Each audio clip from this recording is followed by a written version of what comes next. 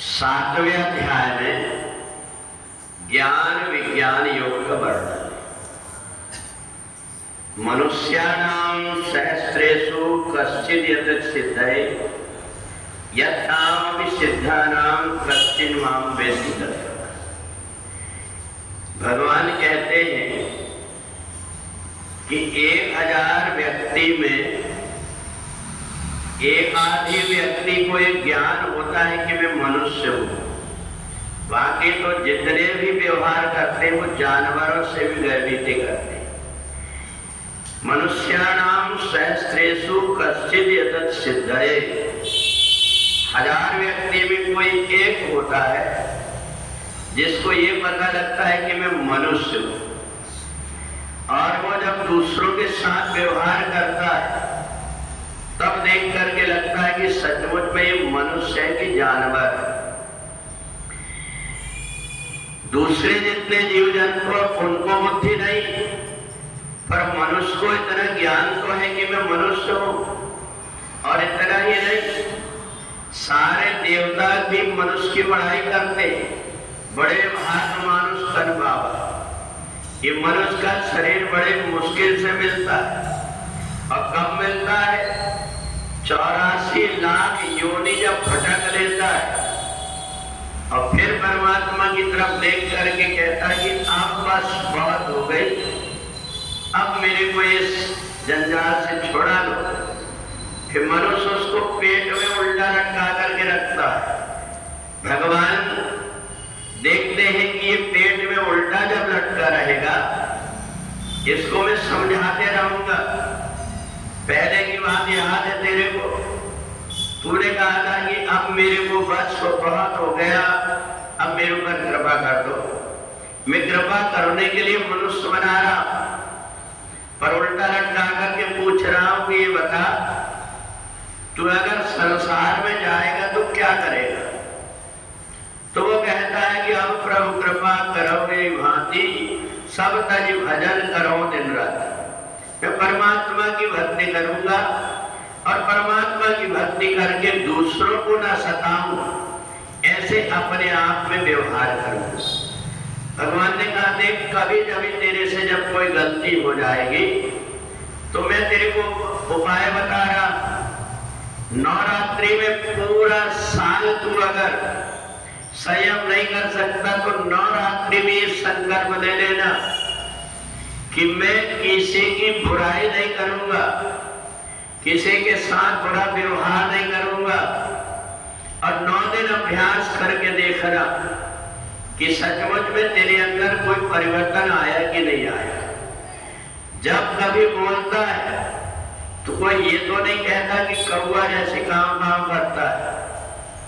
बोलने में तेरी वाणी में जरा सा भी कुछ नहीं है, ऐसा अगर व्यक्ति नहीं कहता तो सबसे अगर मीठे बोल बोलने लगता है तो ये समझ ले कि तूने थोड़ा बहुत परिवर्तन हुआ।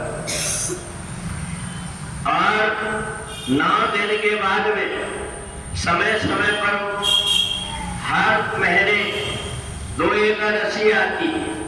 अगर 2 एकादशी आती उसमें तो ऐसा कुछ अपने आप को संयम करना जिससे कि तेरे को मनुष्य कहे व्यक्ति, और नहीं तो हर व्यक्ति यही कहता है कि वो बिल्कुल जानवर है, वो बिल्कुल राक्षस, वो राक्षस है नहीं, परंतु उसके आचरण के कारण हम कहते हैं उसको कि बिल्कुल राक्षस है, बिल्कुल जानवर है।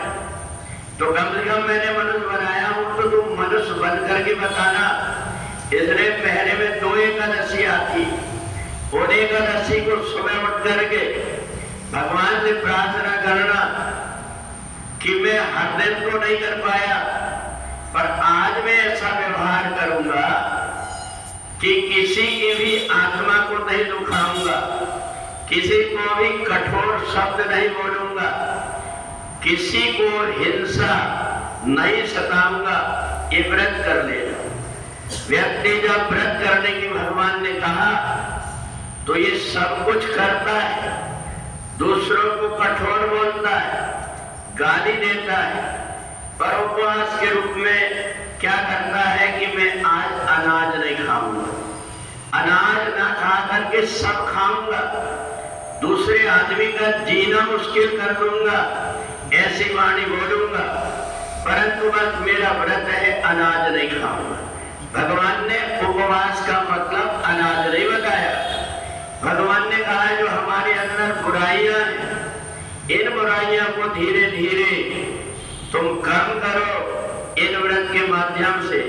भोजन को ऋषियों ने इसलिए कहा कि बहुत से व्यक्ति शायद इतना खा लेते हैं कि उनसे चला भी नहीं जाता, बस भोजन की ओर बिस्तर देखते। इसलिए भगवान ने ऋषियों ने कहा कि ऐसा भोजन करना जिससे कि तुम्हें परमात्मा की याद आए। ऐसा मत करना कि अनाज छोड़ करके जो कुछ भी आता है आने दो और व्रत है मेरा ये करते रहना। तो इसलिए अगर व्रत करना है, संयम करना है, तो जरा एकादशी के दिन एक दिन आज मैं मोबाइल नहीं चलाऊंगा, ये करके देख लो कि तुम कर पाते हो कि नहीं कर पाते। इसलिए व्रत हमारे अपने आप को मर्यादित और आचरण को सुधारने के लिए किए जाते हैं, ना कि बीमारी के लिए।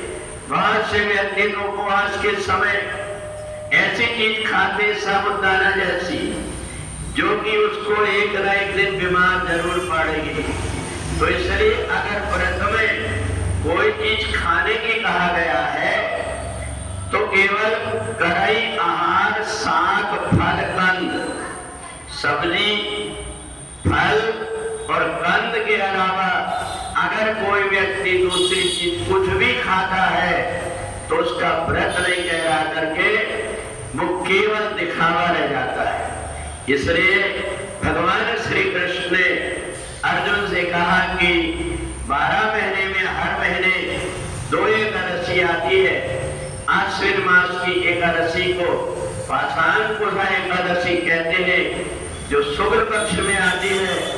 इस एकादशी के दिन प्रातः काल सूर्योदय के पहले उठ करके भगवान से प्रार्थना करना, आज मैं व्रत कर रहा हूं, मेरे से कोई गलती ना हो। फिर सूर्य भगवान से प्रार्थना करना, जो प्रत्यक्ष देवता है, उनको जल चढ़ा करके प्रणाम करके, और पूरा दिन रात्रि में सोते समय भी या सोने के पहले भगवान का नाम लेकर के ओम नमो भगवते वासुदेवाय का जाप करना।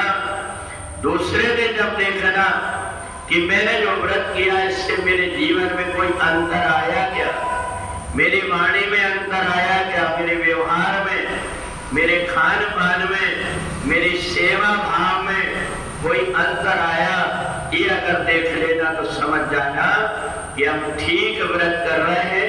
और नहीं तो दूसरे जितने प्रकार के व्रत होते हैं वो केवल कहने मात्र व्रत होते हैं। बोले सच्चिदानंद भगवान